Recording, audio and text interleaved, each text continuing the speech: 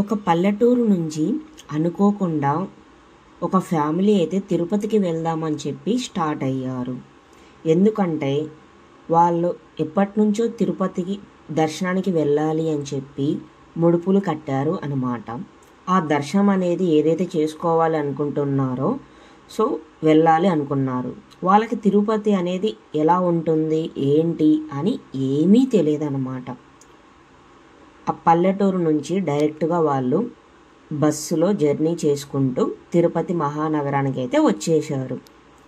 అక్కడ ఏమైంది అంటే తిరుపతి మహానగరానికి వస్తున్నప్పుడు దారిలో అన్నీ అమ్ముతూ ఉంటారు కదా, ఫుడ్ ఐటమ్స్ ఇవంతా, లైక్ మొక్కజొన్న కంకి ఇలాంటి ఫుడ్ ఐటమ్స్ అన్నమాట.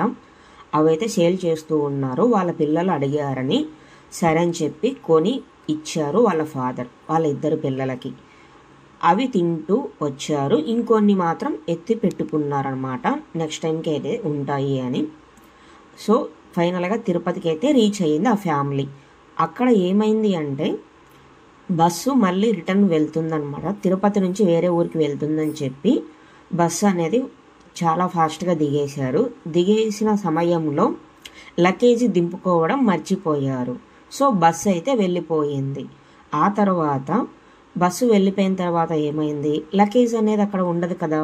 ఇంకా వాళ్ళ దగ్గర ముడుపుతో కట్టిన డబ్బులు, ఆ తర్వాత చేతిలో ఉండాల్సిన మనీ అదంతా బ్యాగ్లో పెట్టారు. ఎందువల్ల బ్యాగ్లో పెట్టుకున్నారు అంటే తిరుపతి మహానగరం జోబీలలో అయినా చేతిలో అయినా డబ్బులు ఉంటే పోతుందని చెప్పి భయంతో బ్యాగులో అయితే పెట్టుకున్నారు వాళ్ళు.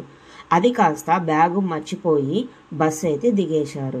బస్సు దిగిన తర్వాత చూసుకున్నారు, లగేజ్ అయితే బస్సులోనే ఉంది, ఇప్పుడు ఎలా అని. ఆ బస్సు అయితే వెళ్ళిపోయింది.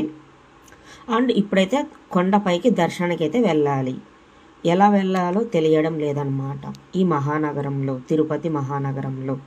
ఫైనల్గా ఏం చేశారు అంటే వాళ్ళ దగ్గర ఇంకా తినడానికి మాత్రమే కొన్ని తినుబండారాలు మాత్రమే ఉన్నాయి చేతిలో, ఇంకా చిల్లి గవ్వ కూడా లేదనమాట చేతిలో. అయితే ఫైనల్గా ఏం చేశారంటే ఒక్కసారి మీరు ఆలోచించి చెప్పండి, ఇంకా ఏం తెలియాలి అంటే రేపైతే తెలుస్తుంది అనమాట.